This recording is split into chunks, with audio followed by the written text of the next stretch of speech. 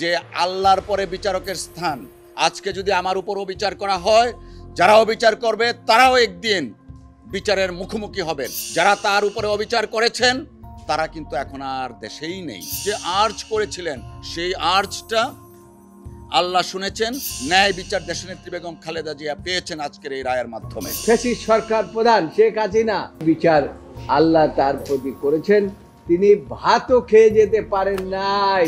মূল কথাটা আমরা যেটা সবসময় বলে আসছি যে ন্যায় বিচার প্রতিষ্ঠিত হলে, আইনের শাসন প্রতিষ্ঠিত হলে দেশনেত্রী বেগম খালেদা জিয়া ন্যায় বিচার পাবেন।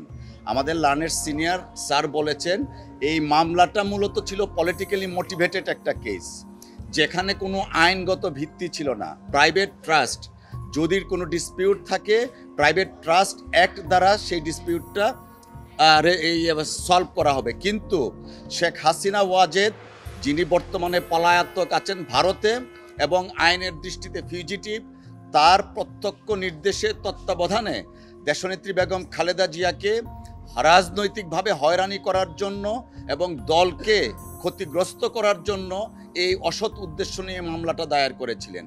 দেশনেত্রী বেগম খালেদা জিয়াকে যখন পরীক্ষা করা হয়, আইনি ভাষায় যেটা বলা হয় 342 যখন দেন, তখন তিনি বলেছিলেন এই মামলায় আমি নির্দোষ। অনেক বড় একটা লিখিত তিনি বক্তব্য দিয়েছিলেন এবং তাও বলেছিলেন যে আল্লাহর পরে বিচারকের স্থান। আজকে যদি আমার উপরও বিচার করা হয়, যারা অবিচার করবে তারাও একদিন বিচারের মুখোমুখি হবেন। তো আজকে দেশনেত্রী বেগম খালেদা জিয়া 2018 সনের সেই আর্জ আজকে প্রমাণিত হয়েছে। তিনি সেদিন ন্যায় বিচার চেয়েছিলেন কিন্তু আদালত থেকে ন্যায় বিচার পাননি। যারা তার উপরে অবিচার করেছেন তারা কিন্তু এখন আর দেশেই নেই। তাই আইনের শাসনের প্রতি আমরা শ্রদ্ধাশীল।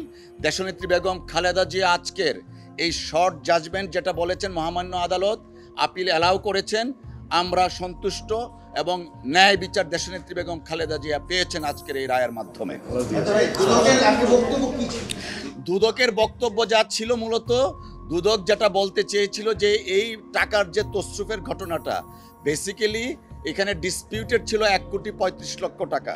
সেই 1,35,00,000 টাকা মেট্রো ম্যাকাস দিয়েছে এবং শাহজালাল ইসলামী ব্যাংকের পে অর্ডারের মাধ্যমে দিয়েছে। সেই ব্যাংকের যিনি কর্মকর্তা পে অর্ডারটা রিসিভ করেছেন তিনিও সাক্ষ্য দিয়েছেন, 15 নম্বর সাক্ষী আইও এবং ইনফরমেন্ট এই মামলায় তিনিও বলেছেন বেসিক্যালি হচ্ছে দেয়ার ইজ, মানে এই কেসটা ছিল নো এভিডেন্সের উপর ভিত্তি করে।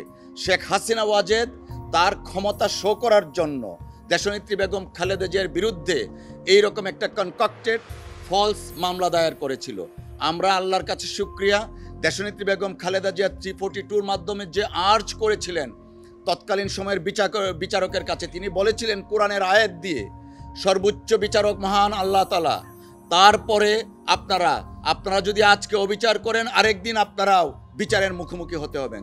সেই আর্জটা আল্লাহ শুনেছেন এবং তিনি আজকে ন্যায় বিচার পেলেন সমস্ত আসামের খালেদ। আচ্ছা, আপনি যে মাসুদ, আপনি যে কথাটা বলেছেন, দুদক বুঝাতে চেয়েছেন যে বেগম খালেদা জিয়া তার ক্ষমতার অপব্যবহার করেছেন।